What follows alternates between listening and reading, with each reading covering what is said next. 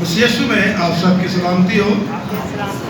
खुदा का शुक्र करते हैं आज रात में उसने हम सबको ये कीमती मौका बख्शा कि हम एक ख़ानदान की सूरत में उसके घर में आए।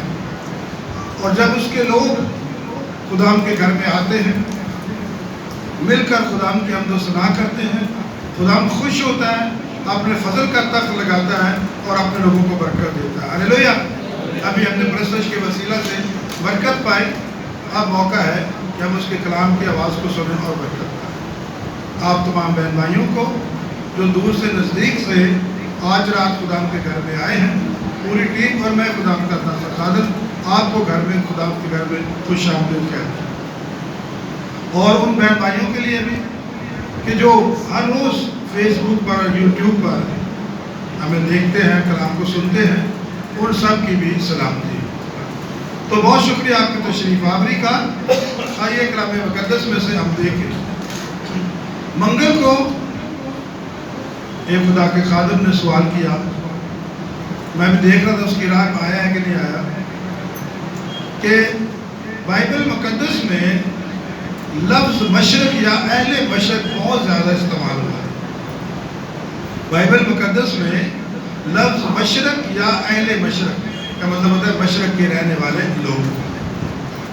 ये बहुत ज़्यादा इस्तेमाल हुआ, इसकी कोई बुनियादी वजह है? मैंने कहा किससे? आपने पूछा, 2-3 खादिमों से पूछा, उसकी कोई बुनियादी वजह नहीं है। भाई रहने वालों को मशरक़ कहा गया, उन्होंने कोई प्रॉपर जवाब नहीं दिया। आप इस पर कलाम तैयार करके सुनाएं। इस दफ़ा बच्चों से कहें आपकी बारी नहीं, आप सुना। मैंने कहा ठीक है, आप आ जाएं, मैं ज़रूर आपको इस बार बच्चों को रोक के आपके लिए दरख्वास्त है खुदाम के कलाम में से मशरक़ के बारे में सुनाऊंगा। तो आइए देखें, वो तो नहीं आया तो बाद में यूट्यूब पर सुन लेंगे। पैदाइश की किताब उसका 2 बाब और उसकी 8वीं आयत। और खुदावंद खुदा ने मशरक़ की तरफ अदन में एक बाग लगाया और इंसान को जिसे उसने बनाया था वहाँ रखा। खुदाम के ज़िंदगी बस पाक कलाम के पढ़े और सुने जाने पर खुदाम की आइए हम दुआ करेंगे। ऐ मेरे खुदा, तेरा कलाम रूह की तहरीक से लिखा गया है और रूह कुद्दुस की तहरीक ही से समझा जाता है। अपने लोगों को पाक रूह से भर दे, अपने लोगों को पाक रूह का मसा दे, सुस्ती कारियों को दूर करना, ज़हनों को खोलना, ताकि आज रात जो कलाम बयान किया जाए तेरे लोग इसकी अहमियत को जाने और उससे बरकत पाए।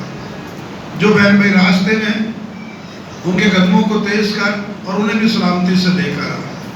ऐ बाप रे खुदा से जितनी जाने झुकी एक एक को बरकत दे, साज और आवाज़ों पर तेरे लोगों पर तेरी बरकत हो, अपने खादम का जोर बन। ये सब कुछ मांगा और पाया तेरे ही कुद्दूस नाम में, आमीन।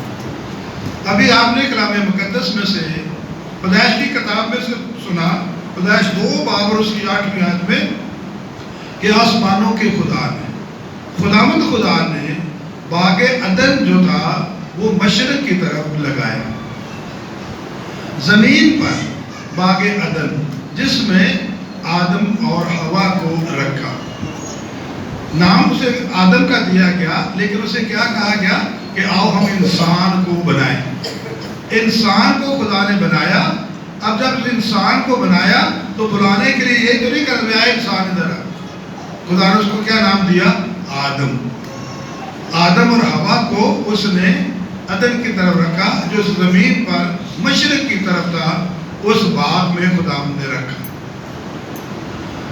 तो ये उस बाग की नकल है जो आसमानों पर है। हालेलुया। जो जन्नत अल फिरदौस, जो सब कौमों का ईमान है कि आसमानों पर है, और एक वक्त हम लोग वहाँ पर जाना, वहाँ पर रहना है, जिसके बारे में बताया गया कि दूध और शहद की नहरें बहती हैं, खाने पीने की कोई ऐसी परेशानी नहीं है, इंसान वहाँ पर बहुत ज़्यादा खुशी से रहेगा। और गैर कौमें कहती हैं वहाँ उनको 70 हुए भी मिलेंगे। अपने अपने अक़ीदे की बात है। तो उसकी नकल, उस बाग अदन की नकल यहाँ पर खुदा ने बनाई, ज़मीन पर। इलाका कौन सा था? अदन का। तो आज हम मशरक़ के बारे में जानेंगे कि मशरक़ की तरफ अदन के इलाका में खुदा ने बाग लगाया, جس کے اندر اس نے آدم اور ہوا کو رکھا۔ آج کا جو ہمارا موضوع ہے وہ ہے مشرق کی اہمیت۔ آج کا جو ہمارا موضوع ہے نیا ہے، آپ سنیں گے، برکت بھی پائیں گے، انجوائے بھی کریں گے۔ ہاللیلویہ۔ مشرق کی اہمیت یا ویلیو آف جو ہے وہ ایسٹ، ویلیو آف ایسٹ۔ دو چیزیں کلام مقدس میں سے ہم دیکھیں گے۔ مشرق کسے کہتے ہیں تاکہ ہم سمجھ سکیں کلام کو، اور نمبر دو مشرق کی اہمیت کیا ہے۔ یہ جو سوال کیا گیا کہ اس کی بنیادی وجہ کیا، کیوں اتنی بار استعمال ہو، اس کی اہمیت کیا ہے۔ تو پہلی چیز ہم دیکھیں گے مشرق کسے کہتے ہیں۔ مشرق عربی میں بھی کہتے ہیں، اردو میں بھی کہتے ہیں، پھر جو ہے ہندی زبان ہے اس میں پورب کہتے ہیں، پورب پچھم اتر دکن، اور انگلش میں ایسٹ، نارتھ ویسٹ ساؤتھ، شمال جنوب مشرق مغرب۔ تو کسی بھی زبان میں کہیں مشرق سے کیا مراد ہے؟ آفتاب یا سورج طلوع ہونے کی سمت۔ مشرق کسے کہتے ہیں؟ سورج طلوع ہونے کی سمت، یعنی آسان اردو میں جس طرف سے سورج نکلتا ہے اس طرف کو کیا کہا جاتا ہے؟ زور سے بتائیں۔ مشرق۔ سمجھ لگ گئی؟ مشرق کسے کہتے ہیں کہ جس طرف سے سورج نکلتا ہے اسے کیا کہا جاتا ہے؟ مشرق، اور اس کا بہت زیادہ ذکر ہے۔ اب کیسے پتا چلا کہ بھئی کیا انسان نے حد مقرر کر لی کہ بھئی یہ مشرق ہے، یہ ادھر سے سورج نکلے گا؟ یعنی کیا سائنسدانوں نے تو سائنس کا تجربہ کر کے بتایا کہ بھئی سورج ہمیشہ مشرق سے نکلے گا؟ آپ کو سن کر حیرانگی ہوگی کہ یہ صرف خدا نے بتایا۔ ہاللیلویہ۔ انسانوں کو نہیں پتا تھا کہ سورج کس طرح سے نکلے گا، کہاں سے نکلے گا۔ یہ جس نے بنایا، جو اس دنیا کا خالق و مالک ہے، اس نے اپنے بندے موسیٰ کو بتایا کہ موسیٰ دیکھ سورج ہمیشہ کس طرف سے نکلے گا؟ مشرق کی طرف سے۔ ہاللیلویہ۔ کیونکہ چار سمتیں ہیں، شمال ہے، جنوب ہے، مشرق ہے، مغرب ہے۔ اب سورج مغرب میں کیا ہے؟ ڈوب جاتا ہے۔ مشرق سے نکلتا ہے اور مغرب میں ڈوب جاتا ہے۔ اب کبھی ایسا دنیا میں نہیں ہوا کہ مغرب سے سورج نکلے۔ جب خدا نے بتایا کہ سورج کہاں سے نکلے گا؟ تو پھر مشرق سے نکلے گا۔ ہاللیلویہ۔ اور آج تک یہ دنیا کا سسٹم جو ہے وہ جاری ہے۔ کلام مقدس میں آیا گنتی 34 باب اور اس کی 15ویں آیت۔ گنتی 34:15 میں یعنی ان 2.5 قبیلوں کو یردن کے اس پار یرو کے مقابل مشرق کی طرف جدھر سے سورج نکلتا ہے میراث مل چکی۔ یعنی خداوند نے بتایا موسیٰ کو کہ جن جن قبیلوں کو میراث بٹی گئی ہے، تو اس نے بتایا کہ جہاں سے جس طرف سے کیا نکلتا ہے؟ سورج نکلتا ہے، یعنی مشرق سے کیا نکلتا ہے؟ سورج ہمیشہ نکلے گا۔ ہاللیلویہ۔ تو یوں ہم دیکھتے ہیں بائبل مقدس میں خدا نے بتا دیا کہ سورج جو ہے موسیٰ کو ہمیشہ کس طرف سے نکلے گا؟ مشرق سے۔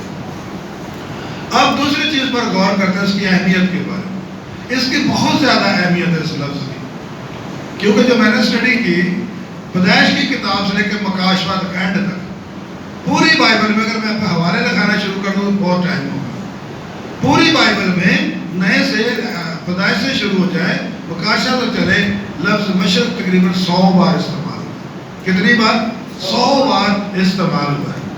مغرب صرف بڑی مشکل ڈھونڈا تو 10 بار، باقی 2 4 4 بار لفظوں کا استعمال، اس طرح شمال کا زیادہ، لیکن جس کی میں نے تحقیق کی وہ اسی کی مشرق کی، جو یہ ٹاپک تھا میرا، یہ 100 بار استعمال ہوتا ہے۔ پیدائش کی کتاب سے شروع ہو جاتے ہیں مکاشفہ تک، پیدائش 4 باب اور اس کی 16ویں آیت۔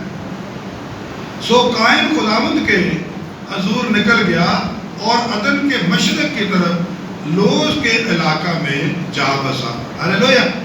یعنی پیدائش کی کتاب سے ہمیں مل گیا مشرق کا لفظ۔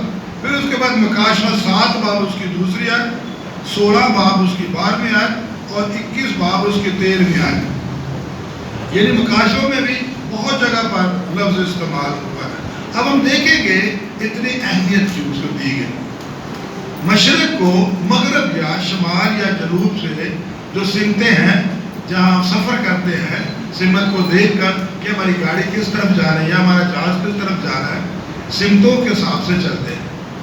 تو مشرق کو اتنی زیادہ کیوں اہمیت دی گئی؟ نمبر 1، پہلی چیز بائبل مقدس ہمیں بتاتی ہے کہ جو پرانا ملک فلسطین تھا، قدیم ملک فلسطین کا جو شہر تھا یروشلم، یہ سب سے پرانا شہر تھا۔ ہلیلویا! یعنی ملک فلسطین جو قدیم جو پہلا پرانا تھا، اب تو وہ بٹ گیا ہوا، اس وقت یروشلم جو شہر تھا یہ سب سے پرانا تھا۔ کلام مقدس میں آیا واضح طور پر یہاں کے رہنے والوں کو جو ہے وہ اہل مشرق بھی کہا گیا۔ ایوب پہلا باب اور اس کی 3 آیت میں ایوب کے بارے میں، اس کے پاس 7,000 بیڑے، 3,000 اونٹ، 500 جوڑی بیل اور 500 گدیاں اور بہت سارے نوکر چاکر، ایسا کہ وہ اہل مشرق میں سب سے بڑا آدمی کہلایا۔ ہلیلویا! یہ اس وقت سارے یروشلم میں تھے۔ تو یہ یروشلم کے ارد گرد یا پاس یروشلم بہت ساری قومیں بستی تھی۔ جس طرح آپ دیکھیں کراچی ہے، کراچی میں آپ کو دنیا کی ہر قوم کا آدمی ملے گا کہ نہیں ملے گا؟ جو لوگ جاتے ہیں باہر آفس میں کام کرتے ہیں، فلپینی بھی ملیں گے، چائنی بھی ملیں گے، ملواری بھی ملیں گے، عربی بھی، ہر طرح کے لوگ۔ اسی طرح یروشلم میں بھی دنیا کی ہر طرح کی قومیں جو ہیں وہ آباد ہیں۔ اس وقت بھی جو وہاں پر رہنے والے تھے وہ اہل مشرق کے نام سے مشہور ہوئے۔ یہ قدیم پرانا شہر ہے، یعنی بہت پرانا شہر ہے یروشلم جس کا نام ہے۔ تو یہ ہم دیکھتے ہیں 2 اور قوموں کا بھی ذکر ملتا ہے کہ وہ بھی مشرق کی رہنے والے تھے، ان میں مدیانی اور عمالیکی تھے۔ قضات 6 باب اور اس کی 3 آیت میں، اور ایسا ہوتا تھا کہ جب بنی اسرائیل کچھ بوتے تھے تو مدیانی اور عمالیکی اہل مشرق پر چڑھ آتے اور سب کچھ برباد کر دیتے تھے۔ اب پہلی چیز ہم نے جانا کہ مشرق کا کیوں لفظ نام یا مشرق لفظ کیوں زیادہ آیا؟ اس لیے کہ قدیم جو ملک ہے فلسطین، اس کا جو شہر ہے، آج اسرائیل کا کیپٹل کیا ہے؟ یروشلم۔ دارالخلافہ کون سا ہے؟ یروشلم بن چکا ہے۔ جس طرح ہمارا پاکستان کا دارالخلافہ یروشلم جو کون ہے؟ اسلام آباد۔ پہلے کون سا تھا؟ کراچی، جو صدر کا علاقہ ہے، یہ ہمارا دارالخلافہ کیپٹل، بعد میں یروشلم چلا اسلام آباد۔ اسی طرح یروشلم جو ہے یہ کیپٹل ہے، اور یہاں پر دنیا کی ہر طرح کی قومیں جو ہیں وہ آباد ہیں۔ یہ بہت پرانا شہر ہے، اور یہ کس کی طرف ہے؟ کس سمت کی طرف؟ زور سے بتائیں، مشرق کی طرف۔ اب دوسری چیز خدا ان کا پاک کلام ہمیں بتاتا ہے کہ یروشلم کے 3 دروازے، بائبل مقدس میں آیا یروشلم کے 12 دروازے۔ دروازوں کو کیا لفظ ملا ہے؟ پھاٹک کہا گیا، جیسے مچھلی پھاٹک کہا گیا، جیسے بھیڑ دروازہ کہا گیا، پھاٹک بھی کہا گیا ہے اور دروازہ بھی کہا۔ یروشلم کے 12 پھاٹک یا 12 دروازے، انہیں میں 3 دروازوں کا جو رخ تھا وہ مشرق کی طرف تھا۔ 3 دروازوں کا رخ کس کی طرف تھا؟ مشرق کی طرف تھا۔ یعنی کس طرح؟ دیکھیں، یروشلم بادشاہ کا محل تھا، داؤد کا وہاں تخت تھا، اور وہاں پر وہ قلعہ تھا۔ جتنے رقبے پر وہ قلعہ پھیلا ہوا تھا، اس کے چوگرد ایک فصیل یا دیوار بنائی گئی، بہت اونچی دیوار بنائی گئی، اور دیوار سے اسے کور کر دیا گیا، اور پھر دیوار کے اندر دروازے یعنی پھاٹک لگا دیے گئے کہ شام ہونے سے پہلے جو یروشلم کے اندر ہیں وہ لوگ آ جائیں، شام ہونے کے بعد پھر وہ باہر کے علاقوں میں رہیں گے، یا جو گاؤں میں رہتے ہیں یا جو یروشلم میں آتے تھے، شام کا وقت ہوتا پھاٹک بند ہو جاتے، کوئی اندر نہیں آ سکتا۔ اور یہ بادشاہ کی حفاظت کے لیے بھی، قلعے کی حفاظت کے لیے بھی، کہ کوئی اگر حملہ کرے پھر پھاٹکوں کو جلدی سے کیا کر دینا؟ بند کر دینا، اور پھر اوپر سے وہ دشمن کا مقابلہ کرنا۔ آج بھی بہت سارے آپ دیکھیں گے جو قلعے ملتے ہیں، وہ قلعوں کے چوگرد جو وہ اس طرح کی جو دیوار بنی ہوتی ہے تاکہ دشمن آسانی سے حملہ نہ کر سکے۔ تو اس کے اندر جو فصیل بنی تھی یروشلم کی، 3 جو پھاٹک تھے یہ مشرق کی طرف کھلتے تھے۔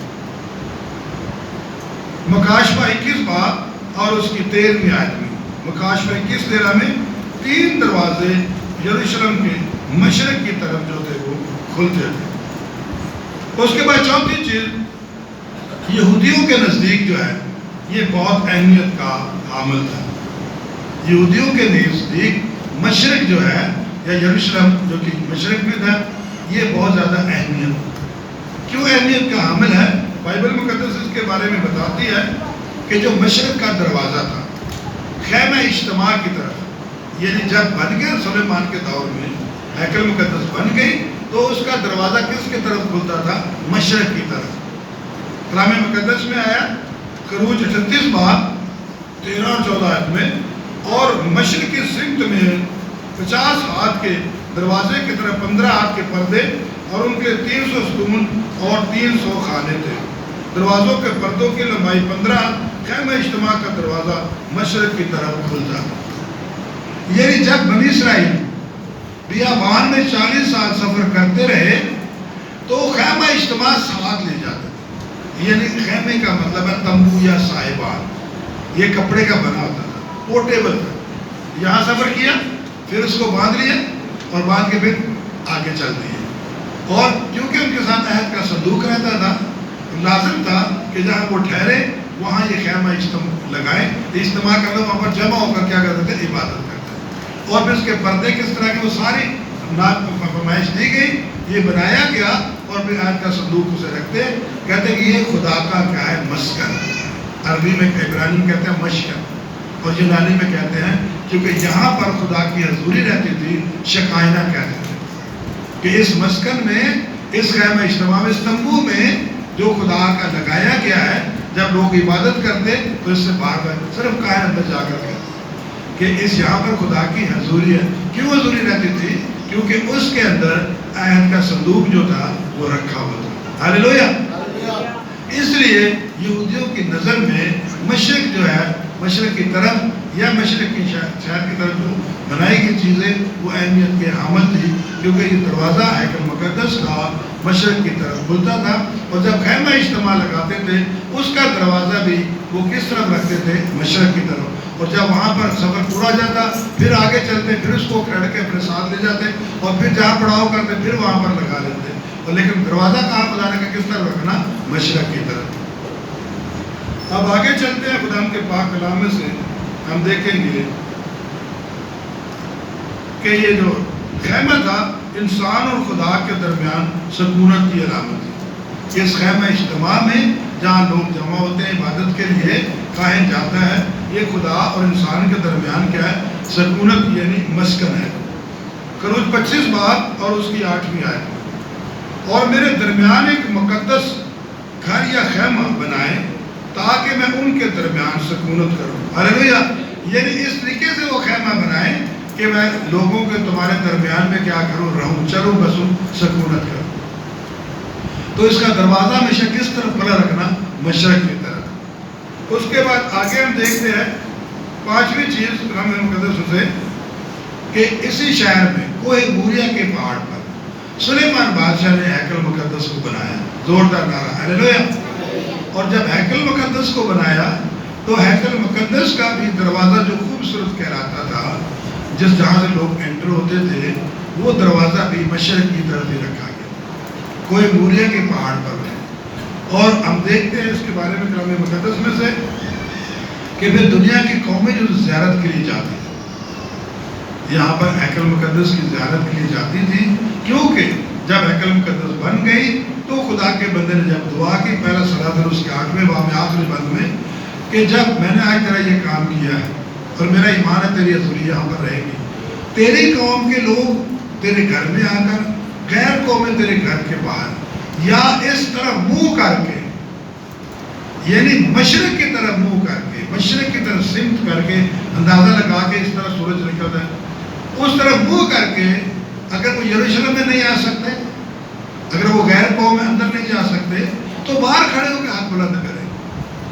یروشلم نہیں پہنچے تو یروشلم کی طرف منہ کر کے، کہ وہ مشرق کی طرف ہے، وہاں منہ کر کے دعا کرے، تو جو تو دعائیں کرنا ان کی دعاؤں کو قبول کرنا۔ ہاللیلویا۔ اور ایک عرصے تک دنیا کی پوری قومیں جو تھی وہ مشرق کی طرف منہ کر کے کہتی ہے ہمارا قبلہ اول ہے، یہ خدا کا گھر ہے، اس طرف رخ کر کے دعا کرتی تھی۔ ہاللیلویا۔ جو ہم دیکھتے ہیں اس لیے جو ہے بہت زیادہ اہمیت کا حامل ہے۔ اور پھر سب سے بڑھ کر اسی شہر یروشلم سے مشرقی کی طرف سے دنیا کی نجات جاری ہوئی۔ زوردار نعرہ ہاللیلویا۔ دنیا کا نجات دیتا کہاں سے آیا؟ یورپ سے یا مغرب سے؟ کہاں سے آیا؟ مشرق سے۔ کہاں لکھا ہے؟ میکا 5 باب اور اس کی دوسری آیت میں، میکا 5:2 میں، لیکن اے بیتلہم افراتا، اگرچہ یہودا کے ہزاروں میں شامل ہونے کے لیے چھوٹا ہے تو بھی تجھ میں سے ایک شخص نکلے گا اور میرے حضور جو ہے وہ یروشلم میں میرے حضور میں وہ جو ہے وہ سرفراز ہوگا۔ ہاللیلویہ۔ اور ہم دیکھتے ہیں خدا یسوع مسیح کی پیدائش کہاں پر ہوئی؟ مشرق کی طرف جو شہر یروشلم ہے، اور اس کی پیدائش پر متی 2 بار اس کی پہلی 2 آیات میں کیا لکھا ہے کہ بہت سارے مجوسی بھی، کئی ایک مجوسی آئے مشرق کی طرف سفر کر کے کہ ہم اس جو بادشاہ پیدا ہو یہودیوں کا اس کو سجدہ کرنے کے لیے آئے۔ ہاللیلویہ۔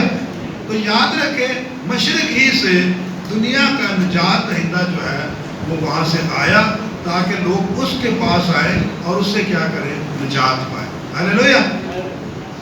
اس کے بعد ہم دیکھتے ہیں نمبر 6، اسی شہر میں جو مشرق میں واقع ہے یروشلم میں دنیا کی عدالت ہوگی۔ زوردار نعرہ ہاللیلویہ۔ پوری دنیا کی عدالت کہاں پر ہوگی؟ اسی شہر یروشلم میں جو مشرق میں واقع ہے۔ دیکھیں کلام مقدس میں عبرانیوں 9 باب اور اس کی 27 ہے۔ عبرانیوں 9:27 میں ہے آدمیوں کے لیے ایک پر مرنا اور اس کے بعد عدالت کا ہونا مقرر ہے۔ یعنی سلیمان خدا کا بندہ پالوس رسول ہر شخص کو یہ چیز بتا رہا ہے کہ ہر شخص کا مرنا کیا ہے؟ لازم۔ کوئی یہ شخص نہیں کہہ سکتا کہ مجھ پر موت نہیں آئے گی، کوئی شخص یہ دعوے سے نہیں کہہ سکتا۔ اس کا بندہ فرماتا ہے کہ ہر شخص کو مرنا لازم ہے، اور اس کا بندہ سلیمان نبی بھی وہ 7 باب اور سے پہلے 2 آیت میں واضح طور پر فرماتا ہے کہ پیدا ہونے کا دن مرنے کے دن سے بہتر ہے، اور ضیافت والے گھر جانے سے ماتم والے گھر میں جانا بہتر ہے، کیونکہ سب کا انجام یہی ہے، اور جو زندہ ہے وہ سوچے گی۔ ہاللیلویہ۔ یعنی انسان سوچے اس دنیا میں رہتے ہوئے شادی بیاہ بھی ہے اور میت والا گھر بھی ہے، شادی بیاہ بھی ہے اور میت والا گھر۔ کس گھر میں جانا بہتر ہے؟ میت والے گھر۔ کیوں؟ کیونکہ سب کا انجام کیا ہے؟ مرنا سب نے، تو بہتر ہے کہ میں ضیافت کو چھوڑ کر کن کے گھر میں جاؤں؟ میت والے گھر میں، تاکہ انہیں خدا کے کلام سے تسلی دوں کہ دیکھو موت برحق ہے، ہر ایک پان ہے۔ اس کا بندہ پالوس نے مرنا سب کو ہے، لیکن سب کے لیے ایک عدالت کا دن مقرر ہے۔ ہاللیلویہ۔ تو دنیا کی تمام قومیں، چاہے ہندو ہیں، مسلم ہیں، یہودی ہیں، مسیح ہیں، کوئی بھی، تمام قوموں کا یہ ایمان ہے کہ اس دنیا میں ایک دن عدالت کا، جسے یوم قیامت، یوم حشر، یوم قیامت، ریزریکشن، قیامت کہتے ہیں، وہ آنے والا ہے، اور اب بہت جلد ہے، وقت بہت کم ہے۔ جو ہلچل مچی ہوئی آپ سب جانتے ہیں دنیا، یہ نہیں کہ یہ ختم ہو گئی، یہ ختم نہیں ہوئی، ابھی تو شروع ہے۔ تو ہلچل مچی ہوئی ہے، اس کی آمد نزدیک ہے، اور یہیں پر انصاف ہو رہا ہے دنیا کا، اسی شہر جو پاک شہر یروشلم میں۔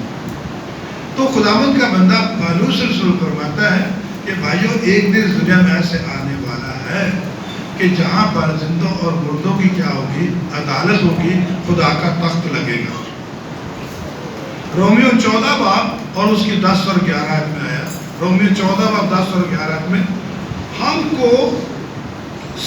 سب کو خدا کے تخت عدالت کے آگے کھڑا، ہم سب خدا کے تخت عدالت کے سامنے کھڑے ہوں گے، بس ہم میں سے ہر ایک کو خدا کو حساب دینا ہوگا۔ پہلے پالوس رسول کیا کہہ رہے ہیں کہ بھائی ہر شخص کو مرنا لازمی ہے اور ہر شخص کی عدالت ہوگی۔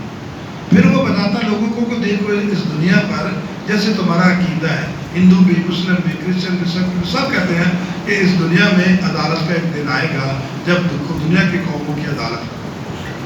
تو سب کا عقیدہ کیا ہے؟ کس کا تخت عدالت لگے گا؟ خدا کا۔ سب قوموں کا کیا ایمان ہے کہ خدا دنیا کی عدالت کرنے کے لیے آئے گا، اس زمین پر اس کا تخت لگے گا اور قوموں کو اس کا ظلم میں پیش کیا جائے گا۔ پھر پالوس رسول فرماتا ہے کہ ہاں سب قوموں کو خدا کے تخت عدالت کے آگے حاضر کیا جائے گا اور سب نے اپنے کیے ہوئے کا حساب دینا ہوگا۔ زوردار نعرہ ہاللیلویہ۔ سب کو اپنے کیے ہوئے کا حساب دینا ہوگا۔ बाप बेटे का हिसाब नहीं देगा, माँ बेटी का हिसाब नहीं। जिसने जो गुनाह किए, जिसने जो दुनिया में काम किए, उनका हिसाब देना होगा। वहां पर फिर किसी की तरफदारी नहीं होगी, जैसा काम किया वैसा उसका अजर मिलेगा। हालेलुया। तो कहता है कि सबको खुदा के तख्त अदालत के आगे एक दिन आएगा, हाजिर होना पड़ेगा और अपने कामों को जिस दुनिया में किया है हिसाब देना। फिर आगे चलकर जब खुदा की रूह ने उस तहरीक दी और उसने इस चीज को जाना कि खुदावंद यीशु मसीह ने तो फरमाया था कि बाप किसी की अदालत नहीं करेगा। पहला करंथियों, दूसरा करंथियों 5 बाब और उसकी 10वीं आयत। और पहले हम देखते हैं यूहन्ना 5 बाब और उसकी 22 आयत। क्योंकि बाप किसी की अदालत भी नहीं करता, बल्कि उसने अदालत का सारा काम बेटे के सुपुर्द किया। जोरदार नारा हालेलुया। पहले उसने लोगों से कहा कि तुम्हारा अकीदा सही है। जितनी भी कौमें हैं सबका अकीदा सही है कि एक दिन इस दुनिया में अदालत का आने वाला है और वो खुदा का तख्त लगेगा और खुदा के दूसरे कौमों को पेश किया गया जैसा किसी ने किया उसके जो है उसके मुताबिक सजा सुनाई। फिर वो कहता है कि खुदावंद यीशु ने दावा किया था कि क़यामत और जिंदगी में हूँ। जोरदार नारा हालेलुया। क़यामत, उसने दावा किया कि क़यामत और जिंदगी में हूँ। अब जब उसने गौर किया इस चीज पर, खुदा की रूह ने उसे भाया कि दुनिया को तू बता कि बाप किसी की अदालत नहीं करता, उसकी अदालत किसने करनी है? बेटे ने। जोरदार नारा हालेलुया। बाप का तख्त लगेगा। तख्त किसका लगेगा? खुदा बाप का। तो खुदा बाप को किसी ने देखा? नहीं देखा। तो कैसे पता चलेगा? कैसे उनसे हम कलाम होगा? भाई वही शख्स हम कलाम होगा जो जिस्म और रूह दोनों में होगा। तो इस दुनिया में यीशु जिस्म और रूह दोनों हालतों में आया। हालेलुया। तो कहेगा खुदा के बाप ने किसी को इख्तियार दिया, बेटा जो तख्त पर बैठेगा और फिर अपने लोगों का वो क्या करेगा? कौमों का इंसाफ करेगा। तो उसने क्लियर कर दिया कि बाप किसी की अदालत बेशक नहीं करेगा। कौमों की अदालत कौन करेगा? हमारा खुदावंद यीशु। दूसरा करंथियों 5 बाब और उसकी 10वीं आयत में, क्योंकि जरूर है कि मसीह के तख्त अदालत के सामने जाकर हम सब का हाल ज़ाहिर किया जाए, जो हमने बदन में काम किए, खा भले ख्वा अच्छे। जोरदार नारा हालेलुया। यहाँ पर मोहर हो गई। दुनिया की कौमों को बताओ कि तख्त बाप का लगेगा, खुदा का, और अदालत कौन करेगा? मसीह। उसने कहा कि मसीह का जब तख्त अदालत लगेगा। हो सकता है या गैर कौमें सुने, उनको ये बात नागवार गुजरे, लेकिन मैं क्या करूँ? जो बाइबल कहती है वो तालीम सही है कि बेशक तख्त तो खुदा का ही होगा, खुदा को किसी ने नहीं देखा। उस पर जो जिस्म रूह में अदालत करने वाले होगा वो कौन होगा? खुदावंद यीशु।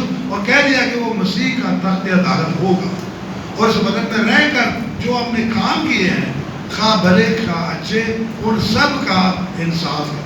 अच्छे किए हैं तो यकीनन बादशाह के वारिस होंगे, और अगर बुरे किए हैं तो जहन्नम के वारिस होंगे। हालेलुया। तो खुदावंद का यीशु का तख्त अदालत लगेगा। उसके बाद हम देखते हैं खुदावंद के पाक कलाम में से कि अब ये तख्त किस जगह पर लगेगा। ये तो मैंने आपको बता दिया कि मशरक़ी की तरफ जो है वो तख्त लगना है। और ये मशरक़ कहाँ पर है? यरूशलेम। यरूशलेम में खुदा का तख्त लगना है। वहीं पर सारी कौमें और दुनिया की कौमें उसके हुजूर में हाजिर होंगी। यरूशलेम में याद रखें, जो शहर पाक पहाड़, दाऊद शहर के बादशाह का बहुत सारे नाम दिए गए, सलामती का शहर, ये कहाँ पर है? यरूशलेम। अब यहीं पर खुदा का तख्त अदालत लगेगा, यानी खुदा यीशु मसीह यहाँ पर तख्त अदालत पर बैठेंगे। यशायाह नबी फरमाता है, यशायाह 2 बाब और उसकी 3री और 4थी आयत में, क्योंकि शरीयत सयून से और खुदावंद का कलाम यरूशलेम से सादर होगा और वो कौमों के दरमियान अदालत करेगा। हालेलुया। सयून यानी सयून किसे कहते हैं? कॉटेज को, एक छोटे शहर, महल नुमा। और उससे किसे कहा गया? यरूशलेम, क्योंकि वहाँ पर बादशाह का जो था वो महल था, उसे कॉटेज भी इंग्लिश में कहा गया। वहीं से खुदा का कलाम सादर होगा। हालेलुया। और वहीं पर दुनिया के कौमों का क्या होगा? इंसाफ होगा। अब किस तरह होगा? कि जब दुनिया का एंड होगा। एंड कब होगा? वो मैंने बच्चों को स्टडी करवाई है, जो चौथा कलाम की गहराई के बारे में, वो आपको बताएंगे अगले चीज़। अगर आप पूरा इंटरेस्ट लेना चाहते हैं, समझना चाहते हैं, तो अगली बार जरूर। तो मैं मुझसे टाइम का भी हो रहा है। کہ یہ تخت کہاں پر رہے گا؟ یروشلم پر. خداوند یسوع 1,44,000 جو بزرگ ہیں، جو بنی اسرائیل میں سے راست باز لوگ چن لیے گئے، 1,44,000 مقدسین کے ساتھ اور لاکھوں قدوسیوں، یعنی فرشتگان. قدوسی کے لیے کہا گیا فرشتگان. یاد رکھیں کہ جب دنیا کا اینڈ ہوگا، مخالف مسیح کو بھی پکڑ لیا جائے گا اور اس کے بعد قتل و غارت گری ہو جائے گی. مسیحوں کو بہت زیادہ اذیت دے گی، راست باز قتل ہوں گے، وہ آ کر گواہی دیں گے. تو پھر یہی گواہ جا کر بتائے کہ جا کے جو کچھ ہم نے دیکھ لیا، اب جا کر انصاف کر. تو پھر وہ جلال سے معمور ہو کر اپنے لاکھوں فرشتوں کے ساتھ 1,44,000 لوگوں اس دنیا میں آئے گا.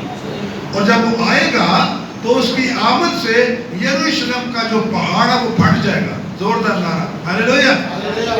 اس کی آمد کی تجلی سے یروشلم کا پہاڑ جو ہے، جہاں پر اس نے آ کے اترنا ہے، جہاں پر اس کے جو داؤد کا محل تھا، وہ جگہ جو ہے وہ پھٹ جائے گی 2 ٹکڑوں.